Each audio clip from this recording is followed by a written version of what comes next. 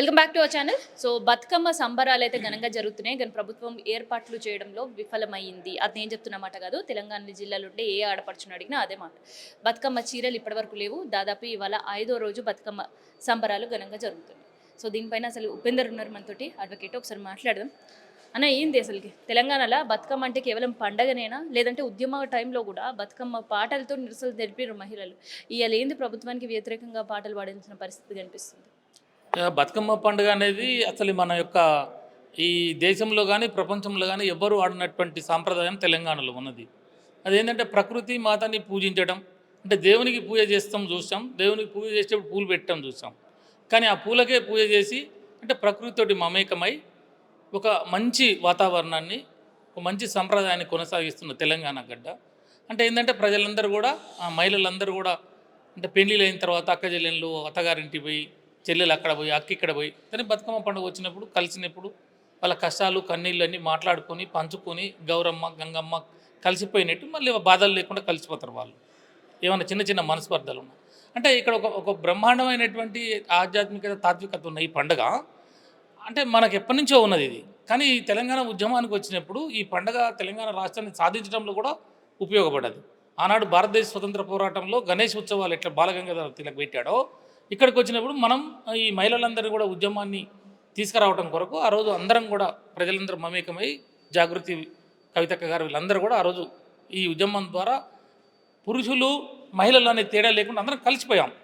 అట్లా సంపాదించుకున్న తెలంగాణలో, వచ్చిన తెలంగాణలో మన ప్రభుత్వం అధికారికంగా జరగడానికి డబ్బులు ఇచ్చేది, బతుకమ్మ పండుగ వచ్చినప్పుడు చీరలు ఇచ్చేది, మహిళలందరూ కూడా సంతోషంగా ఉండాలని చెప్పేసి.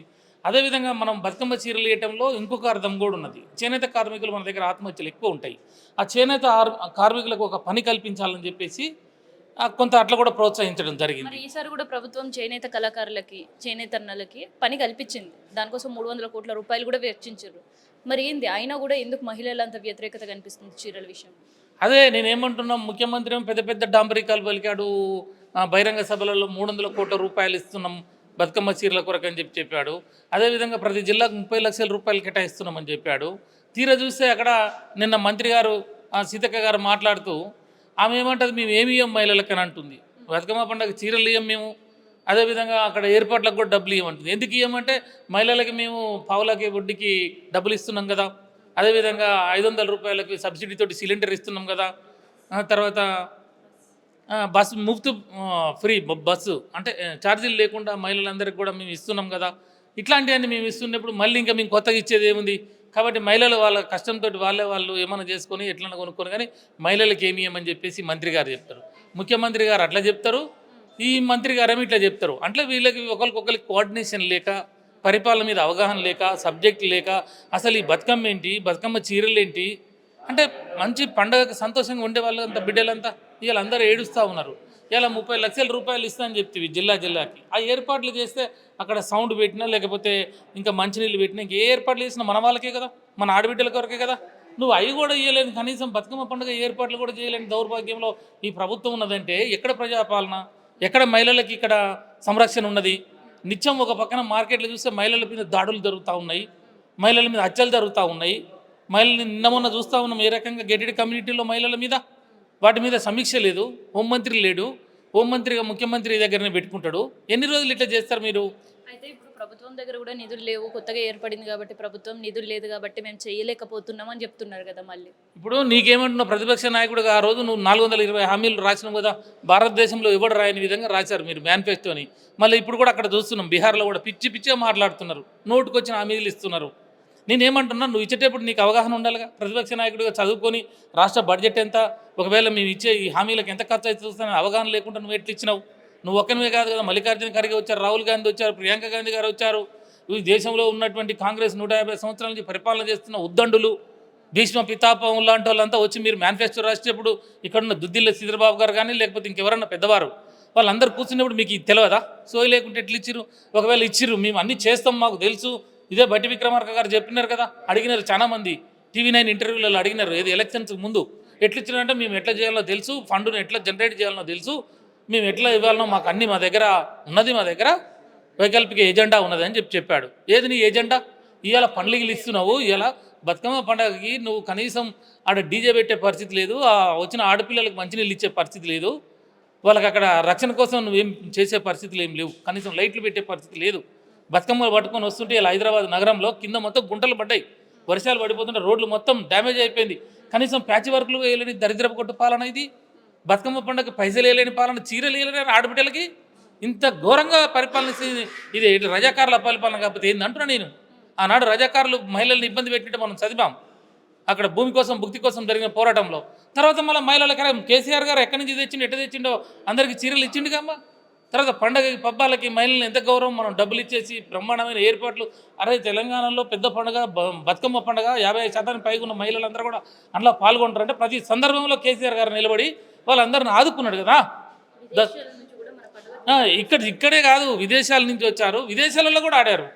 అంత పెద్దన ప్రపంచవ్యాప్తంగా భూమండలం ఎంతవరకు ఉందో అంతవరకు పోయింది పండుగ. అంటే ఒక ప్రకృతిని పూజించేటువంటి పండుగ. ఒక మహిళ అంటే ప్రకృతి, ఒక పుష్పం అంటే ప్రకృతి, ఈ రెండు కూడా దేవుని ముందు పెట్టాలని గంగమ్మ గౌరమ్మ ఏకం కావాలని చెప్పి ఆడిన తర్వాత గౌరమ్మని తీసుకుని మళ్ళీ గంగమ్మలను కలపటం, వీళ్ళిద్దరు అక్కజలేను కదా. అంత మంచి సాంప్రదాయం ఉన్నటువంటి ఈ పండుగని మహిళల్ని అభిమానించి మహిళలకు ఒక ప్రాముఖ్యత దొరికింది ఆ పండుగతోటి. అటువంటి దాన్ని నువ్వు చిల్లర చేసి ఇలా కుక్కలు చింపినిస్తారు చేసినట్టు, నేను పైసలు లేవు నా దగ్గర, ఒక మహిళగా చీతక్కన కనీసం ఇంగితం ఉండాలి కదా. నువ్వు కొట్లాడాలా ముఖ్యమంత్రితోటి, నువ్వు మహిళ బిడ్డవు, నువ్వు ఎందుకు నువ్వు ఇవ్వకపోతే నువ్వు దేనికో ఇస్తాడు డబ్బులు. ఎక్కడి నుంచి వస్తే మూసికి 1,50,000 కోట్లు అంటున్నాడు. ఎవడు అడిగిండి మూసి ఇలా 16,000 11,000 కోట్లతోటి మనం శుభ్రం చేస్తామని చెప్పి కేసీఆర్ చెప్తే, నువ్వు 1,50,000 కోట్లకు ఎవడు పెట్టమన్నాడు మూసి, నువ్వు ఏం చేస్తాడు డబ్బు అంటున్నా నేను. అయితే ఇది శ్రమజీవుల పండుగ, ఆడిబిడ్డల పండుగ, ప్రపంచవ్యాప్తంగా తెలంగాణలో మాత్రమే జరుపుకునే బతుకమ్మ పండుగ. అట్లాంటి పండుగకి సరే ముఖ్యమంత్రి ఉన్న రేవంత్ రెడ్డికి తెలంగాణ సంప్రదాయం తెలియకపోవచ్చు, ముఖ్యమంత్రి అయినప్పటికీ కూడా. కానీ సీతక్క మాత్రం శ్రమజీవుల మధ్యలో తిరిగింది, అడవి బిడ్డలతోటి బతుకమ్మలు ఆడింది. ఇప్పుడు ఏంది అసలు, కనీసం అడవి బిడ్డలకు కూడా మేము బతుకమ్మ చీరలు ఇయ్యము అని చెప్పడం ఏంది? నేనేమంటున్నా, వాళ్ళ ఆ రోజు కూడా దేశముఖులు కానీ దేశపాండేలు కానీ పట్వారి వ్యవస్థలో ఆడబిడ్డల్ని అనకూడదు, మనం బట్టలు ఇప్పించి బతుకమ్మలు ఆడిపించారని చెప్పేసి, చనుబాలు బిండిరి అని చెప్పేసి, అందుకు ఘోరమైన చరిత్ర. ఎవరు దానికి కారణం? ఈ కాంగ్రెస్ వాళ్ళే కదా, ఈ పట్వారి వ్యవస్థనే కదా. దానికి నిరసనగా బతుకమ్మ ఆడితే వాళ్ళని గుంజుకుపోయి కొట్టి అనేక రకాలుగా ఇబ్బందులు, దాడులు చేసి, వాళ్ళ పైన లైంగిక దాడులు చేసి, అసలు చెప్పనీకి అసలు ప్రపంచ ఘోరమైన హేయమైన నీచమైన చరిత్ర ఏదైనా ఉన్నది అంటే రైతాంగ సాయుధ పోరాటానికి ముందల ఈ కాంగ్రెస్ పార్టీ వారసులు చేసినారు అక్కడ. ఆనాడు మరి దానికి వ్యతిరేకంగా పోరాటం చేసిన కమ్యూనిస్టులు ఉన్నారు కదా అక్కడ. ఇలా ఆ కమ్యూనిస్టులు ఏం చేస్తూ ఉన్నారు? బతుకమ్మ పండుగ పైసలు ఇవ్వమని చెప్పేసి అడగాలి కదా, ఎందుకు అడగట్లేదు? కూనంనేని సాంబశివరావు దేనికి మాట్లాడట్లేదు? ఇలా నోరు ఎందుకు మూసుకున్నాడు? కోదండరామ్ నువ్వు చెప్పే బ్రహ్మాండమైనటువంటి నువ్వు వామపక్ష భావజాలం నుంచి వచ్చిన నాయకునివి కదా, ఇలా బతుకమ్మ పండుగలకి ఎందుకు డబ్బులు ఇవ్వకపోతే నువ్వు ఆ బిడ్డలు ఏడుస్తారని చెప్పేసి ఎందుకు అడగట్లేదని నేను అంటున్నా.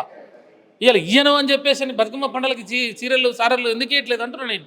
వీటి మీద కదా మీరు మాట్లాడాల్సింది. ఇవన్నీ మాట్లాడకుండా మళ్ళీ గతంలో వచ్చినటువంటి ఏ భూమి కోసం భుక్తి కోసం ఆనాడు రైతాంగ సాయుధ పోరాటాన్ని నడిపిన కమ్యూనిస్టులు ఈరోజు దానికి వ్యతిరేకంగా పనిచేసినటువంటి ఆ భూస్వాములు పెట్టుబడిదారులు ఉన్న కాంగ్రెస్ పార్టీలో ములాఖత్ అయిపోయినాక ఇంకెక్కడ ఉంది? డెడ్ ఆఫ్ ఐడియాలజీ కదా ఇది, dead of ideology, end of ideology. కాబట్టి నేనేమంటున్నా, ఎవరైనా ప్రజాస్వామికవాదులు మహిళల పక్షాన్ని నిలబడాలి. రేపు బతుకమ్మ పండుగ మేము డిమాండ్ చేస్తూ ఉన్నాం, బతుకమ్మ పండుగ మీరు ఇస్తున్న 30 లక్షల రూపాయలు ఇవ్వాల్సిందే. అదేవిధంగా నువ్వు 300 కోట్ల రూపాయలు ఇస్తున్నావు, అది ఇవ్వాల్సిందే. నువ్వు వాళ్ళకి బ్రహ్మాండంగా నువ్వు మర్యాద చేయాల్సిందే మహిళలకు. కానీ ఈ రకంగా నేను ముఫ్తు కరెంట్ ఇచ్చా, ముఫ్తు ఇది బస్సు ఇచ్చా, లేదా చిన్న చిన్న తాయిలాలు ఇచ్చా కాబట్టి బతుకమ్మ పండుగకి అంటే ఎవ్వరు కూడా నిన్ను తెలంగాణలో తిరగనీయరు మహిళలు. రేపు రాబోయే కాలంలో ఏ ఎలక్షన్ వచ్చినా లోకల్ బాడీ ఎలక్షన్లో ఈ మహిళలే మళ్ళొకసారి సమ్మక్క సారక్క వారసులై, మళ్ళొకసారి మన చాకలైలమ్మ వారసులై ఈ కారం పొరకలు తీసుకొని కాంగ్రెస్ పార్టీ నాయకుల్ని తెలంగాణలో తరిమి కొడతారని కూడా మేము హెచ్చరిక చేస్తూ ఉన్నాం.